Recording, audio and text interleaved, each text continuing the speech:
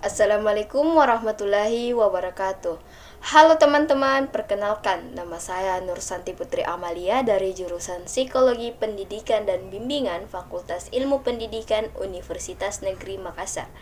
Di sini, saya akan membuat video mengenai teori bimbingan karir, di mana saya akan menjelaskan teori Holland dan teori David menurut bimbingan karir.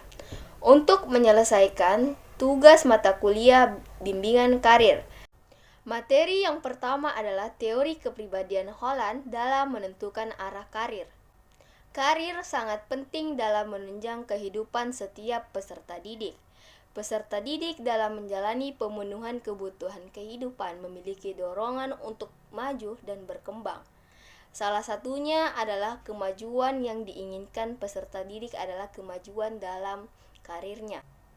Teori pemilihan karir yang dikemukakan oleh John Holland merupakan salah satu teori pengembangan karir yang paling banyak dipelajari dan diterapkan.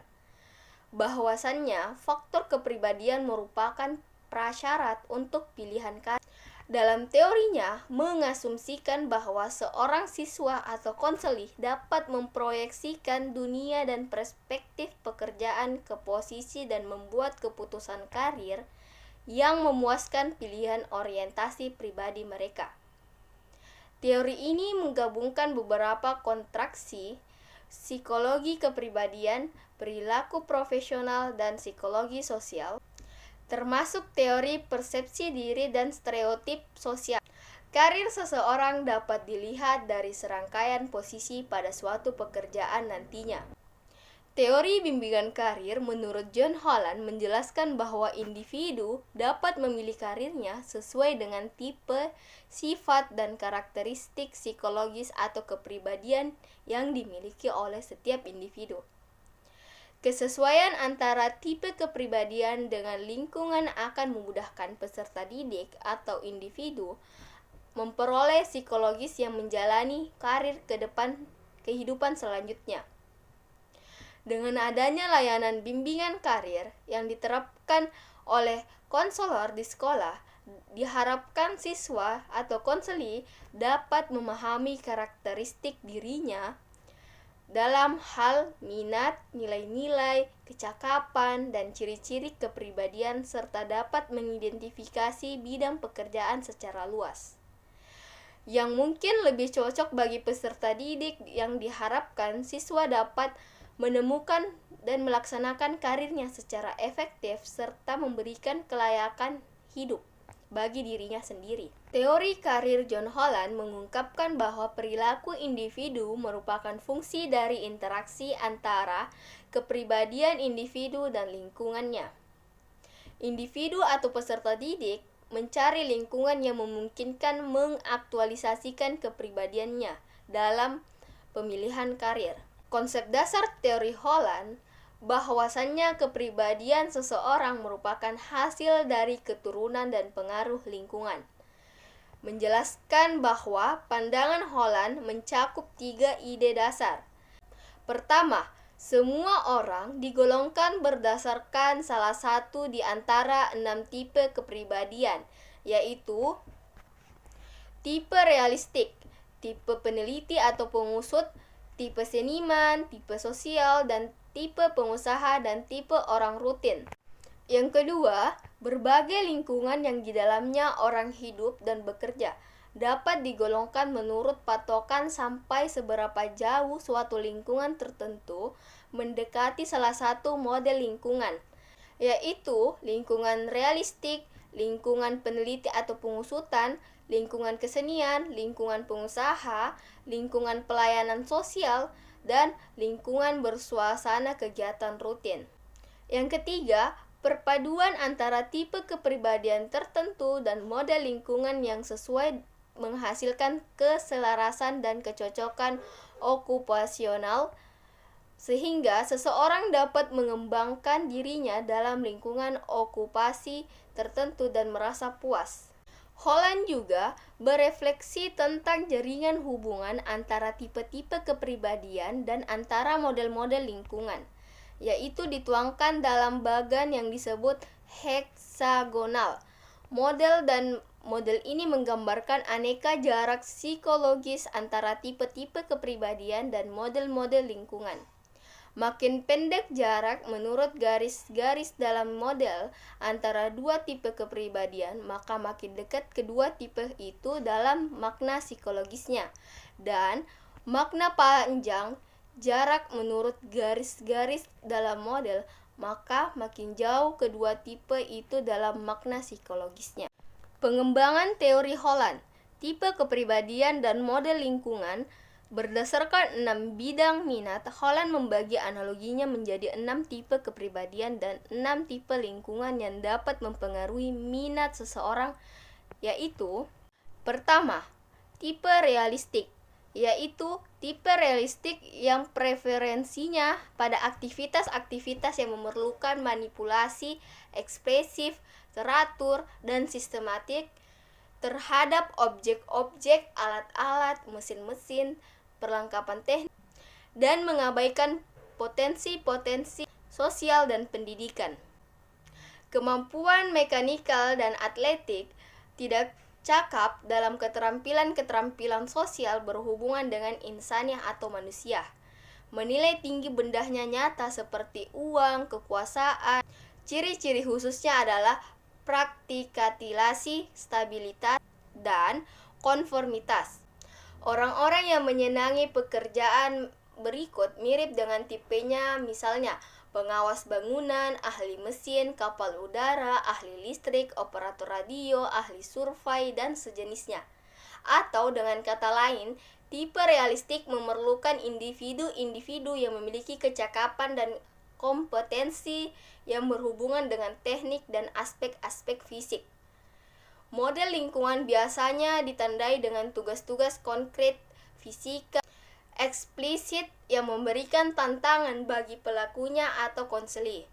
Lingkungan realistik hanya menuntut secara minimal kecakapan hubungan antara pribadi. Adapun mata pelajaran yang harus dipelajari oleh konseli atau peserta didik adalah memberikan keterampilan, yaitu bahasa Inggris, matematika, sains, workshop, teknologi, komputer, studi, bisnis, pertanian, hortikultural, dan pendidikan jasmani. Yang kedua, tipe investigatif. Tipe investigatif memiliki preferensi untuk aktivitas-aktivitas yang memerlukan penyelidikan observasional, simbolik, sistematik, dan kreatif terhadap fenomena fisik, biologis, dan kultural agar dapat memahami dan mengontrol fenomena tersebut, dan tidak menyukai aktivitas-aktivitas persuasif, sosial, dan repetitif. Adapun pekerjaan yang cocok bagi tipe investigatif adalah pekerjaan ilmu pengetahuan, teknisi kehutanan, teknisi laboratorium medis dan pertanian, ahli zoologi, dokter gigi, dokter. Mata pelajaran yang dipelajari untuk memberikan keterampilan adalah bahasa Inggris, matematika, sains, komputer, dan teknologi. Ketiga, tipe artistik. Tipe artistik bersifat tidak sosial, menghindari masalah yang sudah dapat tersusun, atau yang memerlukan kecakapan fisik yang benar serupa dengan tipe intelektual. Sukar menyesuaikan diri dan tidak sosial, tetapi berbeda dengan tipe tersebut, bahwa tipe ini memerlukan bentuk-bentuk ekspresi yang bersifat individualitas. Lebih menyukai menghadapi persoalan yang terjadi dalam lingkungannya melalui ekspresi diri dalam media seni. Tipe artistik lebih menyukai aktivitas-aktivitas yang ambigus, bebas, dan tidak tersistematis untuk menciptakan produk-produk artistik seperti lukisan, drama, karangan. Tidak menyukai aktivitas-aktivitas yang sistematik, teratur, dan rutin. Kompetensi-kompetensi dan dalam upaya-upaya artistik dikembangkan dan keterampilan-keterampilan yang rutin, sistematik, kerikil diabaikan. Memandang diri sebagai ekspresif, murni, independen, dan memiliki kemampuan artistik. Beberapa ciri khusus adalah emosional, imajinatif, impulsif, dan murni. Okupasi-okupasi artistik biasanya adalah lukisan, karangan, akting, dan seni pahat. Referensi vokasi termasuk pengarang, ahli kartun, musik, drama, penyair, pencipta lagu, pengubah musik, seniman, dan artis. Lingkungan artistik ditandai dengan tugas-tugas dan masalah-masalah yang memerlukan interpretasi atau kreasi bentuk artistik melalui citra rasa, perasaan, dan imajinasi.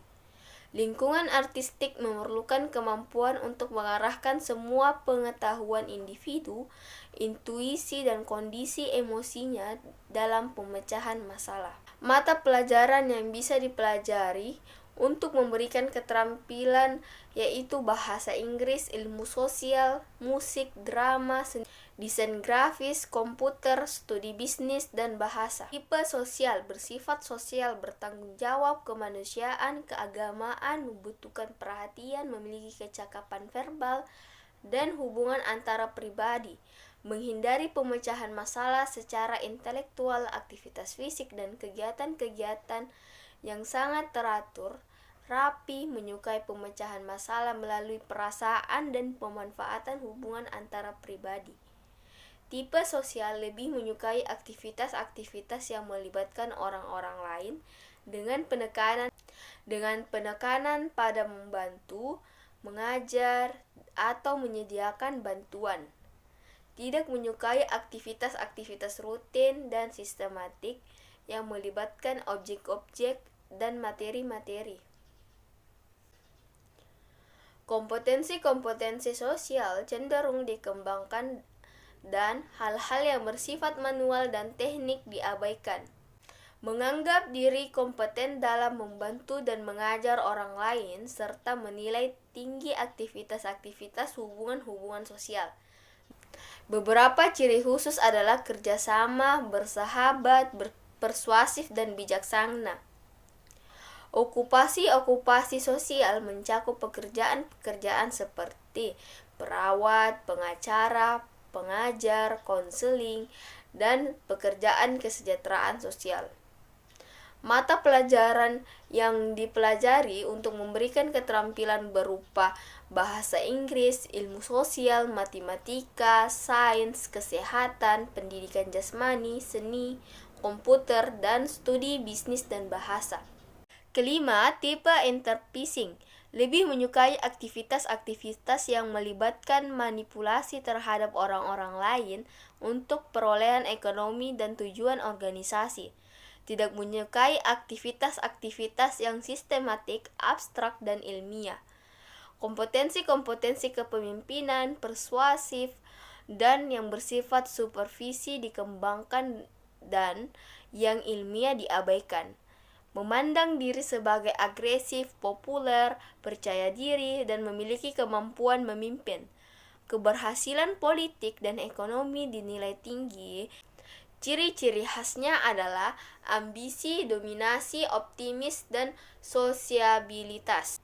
Beberapa pekerjaan dengan kompetensi enterprising adalah tenaga penjual, pengacara, politisi, akuntan, pemilik bisnis, eksekutif, atau manajer, agen perjalanan, musik, atau promotor olahraga. Mata pelajaran yang bisa dipelajari untuk memberikan keterampilan berupa bahasa Inggris, matematika, studi bisnis, akuntansi, ekonomi, ilmu sosial, drama, komputasi, manajemen informasi, teks, dan bahasa. Yang keenam, tipe konversional. Tipe konversional lebih menyukai aktivitas-aktivitas yang memerlukan manipulasi data yang eksplisit, teratur, dan sistematika, guna memberikan kontribusi kepada tujuan-tujuan organisasi. Konvensional adalah bahasa yang tersusun baik dalam kegiatan yang berhubungan dengan angka, konformis, menghindari situasi yang kabur, dan masalah-masalah yang melibatkan hubungan antara pribadi dan kecakapan fisik, mengerjakan secara efektif terhadap tugas pekerjaan yang tersusun baik, mengidentifikasi diri dengan kekuasaan, memberikan nilai yang tinggi atas status, dan kekayaan materi. Tidak menyukai aktivitas-aktivitas yang tidak pasti, bebas, dan tidak sistematik. Kompetensi-kompetensi dikembangkan dalam bidang-bidang klerikal, komputasional, dan sistem usaha. Aktivitas-aktivitas artistik yang semacamnya diabaikan, memandang diri sebagai teratur, mudah menyesuaikan diri, dan memiliki keterampilan klerikal dan numerikal. Beberapa pekerjaan dengan komponen konvensional adalah sekretaris, resepsionis, pekerja kantor, pustakawan, petugas bank, operator komputer, toko, dan petugas pengiriman. Mata pelajaran yang bisa dipelajari untuk memberikan keterampilan berupa bahasa Inggris, matematika, studi bisnis, akuntansi, ekonomi, komputer, dan manajemen informasi teks. Teori yang kedua adalah hubungan konsep diri dalam teori perkembangan jabatan menurut David V. Tiedemann. Pengambilan keputusan karir menurut David mengatakan bahwa suatu proses seleksi atau pemilihan dari beberapa alternatif pilihan karir yang ada berdasarkan hasil pemahaman diri dan pemahaman karir serta perilaku. Pengambilan keputusan karir meliputi sekolah serta memasuki program pelatihan, melamar pekerjaan, meningkatkan pekerjaan, perubahan jabatan, memasuki pekerjaan baru. Pada proses perkembangan karir adalah kondisi sosial, ekonomi, budaya yang mengalami perubahan ke arah perkembangan minat, sikap, harapan, dan kemampuan yang berpengaruh dalam proses pengambilan keputusan karir yang merupakan bagian dari proses perkembangan karir dalam perencanaan hidup atau life planning. Pemahaman diri dalam mendorong peserta didik untuk mengetahui kelebihan kekurangan dirinya, hambatan dan cara mengatasi masalah. Jika peserta didik memiliki pemahaman yang negatif terhadap dirinya sendiri, maka peserta didik akan cenderung selalu memikirkan kekurangan tanpa pernah meyakinkan dirinya bahwa peserta didik ini memiliki kelebihan, dan ini akan membentuk rasa tidak percaya diri. Hal ini berarti peserta didik dapat melihat dan menyadari kekurangannya dan yang memiliki sikap positif serta bisa memanfaatkan kelebihan yang dimilikinya akan melahirkan keyakinan untuk bisa membuat orang menjadi percaya diri. Dalam teorinya, David mengemukakan bahwa keputusan untuk memilih pekerjaan, jabatan, atau karir tertentu merupakan suatu rentetan akibat dari keputusan-keputusan yang dibuat pada tahap-tahap kehidupannya di masa lalu. Pengambilan keputusan sangat erat hubungannya dengan perkembangan pekerjaan. Keputusan yang telah ditetapkan atau dipilih oleh individu atau konseli terhadap suatu lapangan kerja memiliki pengaruh yang luas, besar, dan penting, termasuk keserasian atau keharmonisan hidupnya, baik sebagai individu maupun sebagai anggota masyarakat.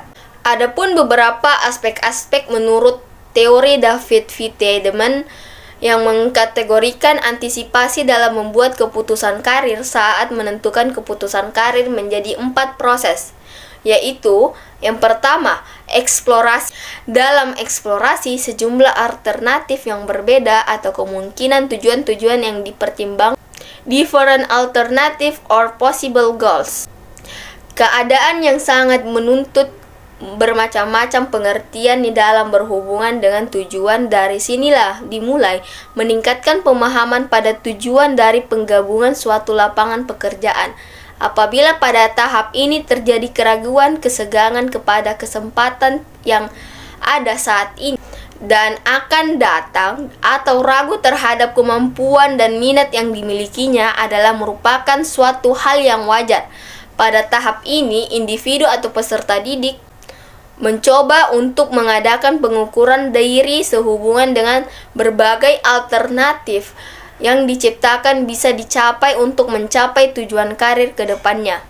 Yang kedua, kristalisasi. Kristalisasi adalah pemantapan pikiran. Pada fase ini, pemikiran yang perasaan dimulai terorganisir, ini memperkuat kepercayaan diri dalam menekankan keputusan yang diambil. Dengan stabilnya pikiran, yaitu dengan terjadinya pengukuran diri dari berbagai kemungkinan, maka terjadilah suatu pola dalam bentuk alternatif dan segala konsekuensinya, disebut dengan istilah kristalisasi. Pertimbangan yang berfaedah, tidak berfaedah, kerugian dan nilai dari tiap-tiap alternatif mengakibatkan timbulnya kristalisasi. Yang ketiga, pemilihan. Proses pemilihan dilakukan untuk individu diarahkan pada tujuan yang relevan, artinya individu mulai beradaptasi dengan berbagai pilihan karir masa depan. Pilihan karir masa depan mereka. Biarkan individu percaya pada pilihan mereka sendiri pada tahap pemilihan atau keputusan dengan stabilnya kristalisasi. Keempat, klarifikasi. Seorang peserta didik mengalami kebingungan untuk menentukan karir. Oleh karena itu, konselor dapat memberikan sekali lagi pengarahan tentang arah karirnya, sehingga peserta didik dapat mengeksplorasi kembali, mengkristalisasi, dan kemudian melakukan pilihan alternatif lain dalam arah penentuan karir ke depannya pada masa mendatang, setelah tahap pemilihan yang dengan segala tindakan dan perubahan berorientasi kepada keputusan yang akan diambilnya. Adapun faktor-faktor yang dapat mempengaruhi proses pemilihan karir, menurut David V. Tiedemann dalam Melinda tahun 2021, yaitu sebagai berikut. Yang pertama, faktor genetik. Faktor genetik adalah keadaan diri individu. Ini mampu menghalangi keterampilan individu dalam membangun rencana masa depannya, sehingga dibutuhkan kemampuan-kemampuan khusus seperti kecerdasan dan bakat oleh setiap individu atau konseli. Yang kedua, lingkungan. Lingkungan merupakan faktor dari luar kendali individu atau konseli yang dampaknya dapat direncanakan dan tidak bisa direncanakan pula. Ketiga, belajar. Pengalaman belajar yang didapatkan individu melalui proses mengamati kejadian-kejadian dalam sepanjang hidupnya yang dapat mempengaruhi tingkah laku dan keputusan dalam pemilihan keputusan karirnya. Keempat, dukungan sosial. Peserta didik atau konseli membutuhkan dukungan sosial yang diberikan oleh orang tua agar peserta didik merasa diperhatikan dan diberi dukungan untuk memilih mana yang diinginkan dan mana sesuai dengan kemampuan yang keinginan konseli sendiri. Orang tua dapat menjadi faktor penentu keputusan karir seorang anak atau konseli, karena anak akan mengamati dan mendengar mengenai karir yang dimiliki orang tuanya.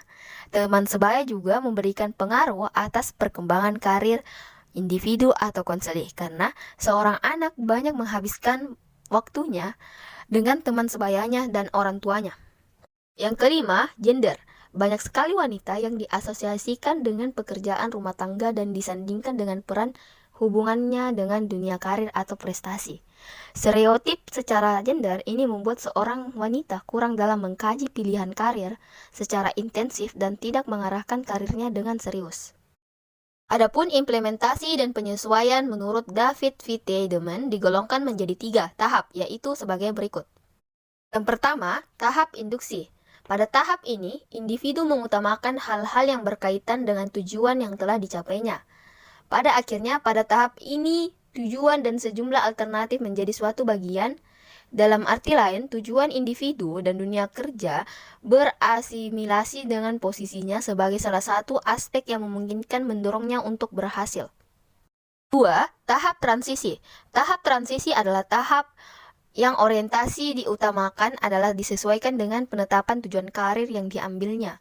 Walaupun telah diperoleh kepercayaan bahwa seseorang akan berhasil terhadap pembuatan keputusan karirnya, akan tetapi seorang individu masih mengalami tahap transisi berbagai keputusan yang telah diambilnya, yaitu adanya berbagai kemungkinan bahwa individu akan menyimpang arah. Ketiga, tahap mempertahankan. Tahap mempertahankan adalah tahap ini, individu atau konseli dapat memutuskan karirnya yang telah diambilnya. Prospek terhadap segala usahanya telah menuju kepada status di masa mendatang dan seterusnya akan berkembang menjadi pembinaan karir oleh konselor. Hubungan-hubungan logis yang mendasari persoalan keputusan mendalam suatu bentuk model matematis. Model yang menggambarkan proses pengambilan keputusan karir yang terdiri dari 4 fase. Yang pertama, penelusuran atau intelijen. Tahap ini merupakan tahap pendefinisian masalah serta identifikasi informasi yang dibutuhkan yang berkaitan dengan persoalan yang dihadapi serta keputusan yang akan diambil. Yang kedua, perencanaan atau desain. Tahap ini merupakan suatu proses untuk mempresentasikan model sistem yang akan dibangun berdasarkan pada asumsi yang telah ditetapkan. Pada tahap ini, suatu model dari masalah dibuat, diuji, divalidasi. Yang ketiga, pemilihan atau choice. Pada tahap ini merupakan suatu proses melakukan pengujian dan memilih keputusan terbaik berdasarkan kriteria tertentu yang telah ditetapkan dan mengarah kepada tujuan yang akan dicapai. Yang keempat, implementasi atau implementation. Tahap ini merupakan tahap pelaksanaan dari keputusan yang telah diambil. Pada tahap ini juga perlu disusun serangkaian tindakan terencana sehingga hasil keputusan dapat dipantau dan disesuaikan apabila diperlukan perbaikan-perbaikan.